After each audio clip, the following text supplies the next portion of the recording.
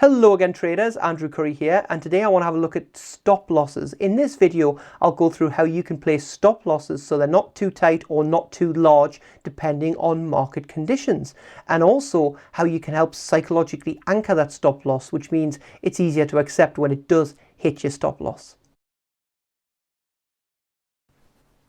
Okay, so we should never be trading without a stop loss. That's just a golden rule in trading, okay?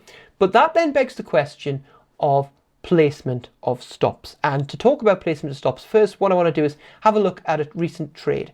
Okay, and I've just moved it to the right to simplify because this was a trade from actually last month, but it was just when I looked at it, beautiful double top here, where, bullish move, double top, and what we would be trading is entering bearish, this move here with a green line as our stop, okay?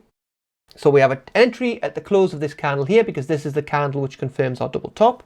Target down here because this is the first real structure point, first danger zone we might hit.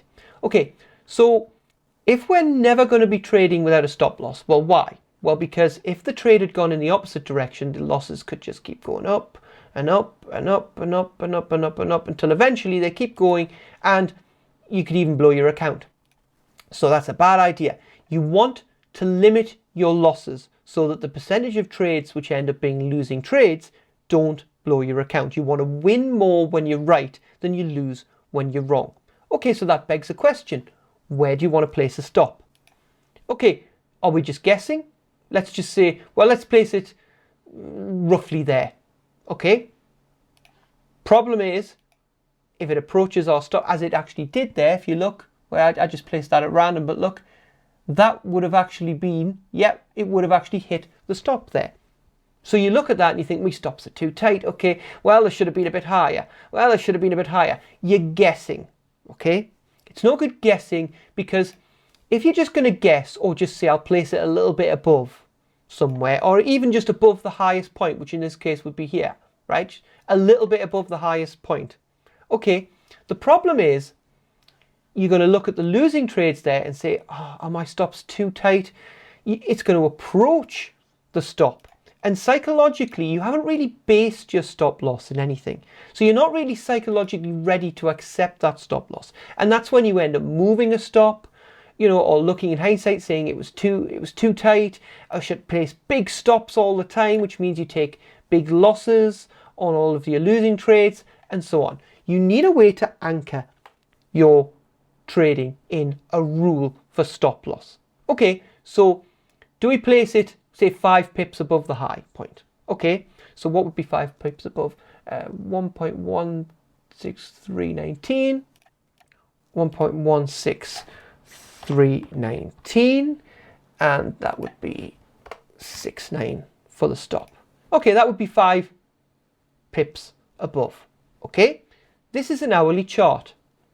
5 pips, okay, seems a decent stop. Okay, but when you go up, if you're trading different time frames, if you're trading a daily, 5 pips is nothing, right? 5 pips might be too tight. There are times probably during the night, this is the Euro USD, so it typically has the lowest spread, but there could be times during the night where, that the spread could be more than 5 pips. Okay, so what we make it 10, 20, 30? You need a consistent way to do it, but one that takes into account market volatility, because sometimes you're getting big moves and 5 pips is nothing. Other times it's barely moving at all and 5 pips is a small amount. So what we can do is we can anchor it in a consistent way that takes into account market volatility. And that's by using the indicator below, which is the average true range, the ATR. Now, you've probably seen me do this on some videos, but I haven't really explained it. So I thought, well, let's explain the ATR. Basically, it looks at recent market volatility, and I set it to 7. So it looks back at the most recent move, specifically the past 7 moves. You can see it goes up and down here. It's up, down here, up again. Okay.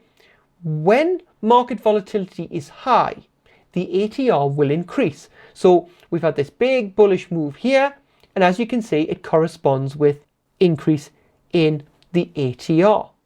So the ATR above the peak of that double top, which would be there, the ATR value is 30 pips, whereas further down, the ATR value is 17 pips. Let's have a low point here, 13 pips. So it takes market volatility into account. If you just say, oh, I'm going to put it 5 pips above the high, well, 5 pips might not be enough when market volatility is high. So by anchoring it in the ATR and having a rule which says I place stops an ATR above the high of the double top in this case. Okay, so let's see what that would be. The high is 1.16319 and add an ATR to it. The ATR would be 00301 to be exact. 301, which gives us that as our stop. Okay, seems high, but market volatility was high at the time. So now we have a consistent way to position stop losses. Okay, and if we enter into a short position, let's use the tool. We can see here, okay, so at first glance that seems high, but it actually gives us 1.5 to 1 risk reward. And what we have now is a consistent way to place stops. You're not sitting there in the moment saying, well, was it too tight? Should I increase the stop? Should I move it? Should I, you have a consistent way to place your stop losses, and you're not making arbitrary decisions in the moment.